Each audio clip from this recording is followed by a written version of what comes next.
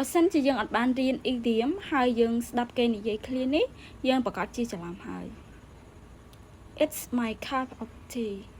យើងនឹងច្រឡំថាវាគឺជាពែងតែរបស់ខ្ញុំ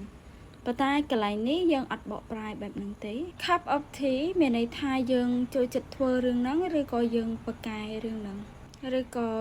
វាគឺជាចំណង់ចំណូលចិត្តយើងចូលចិត្តអាន័យថានៅពេលដែលយើងធ្វើហើយគឺយើង enjoy ជាមួយនឹង activity ហ្នឹងជាទូទៅ idiom នេះគឺយើងប្រើជាប្រយោគបដិសេធច្រើនជាងដោយយើងគ្រាន់តែបន្ថែម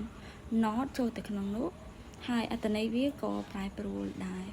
ឧទាហរណ៍ដូចជា It's not my cup of tea វាមិនមែនជាចំណង់ចំណូលចិត្តខ្ញុំទេឧទាហរណ៍ដូចជា Spicy food is not my cup of tea មានន័យថាអាហារដែលហឹលវាមិនមែនជាចំណង់ចំណូលចិត្តរបស់ខ្ញុំទេឧទាហរណ៍មួយទៀត Math is not my cup of tea មានន័យថាមុខវិជ្ជាគណិតវិទ្យាហ្នឹងគឺមិនមែនជាមុខវិជ្ជាដែលខ្ញុំចូលចិត្តនោះទេ Yeah, it's not really my cup of tea.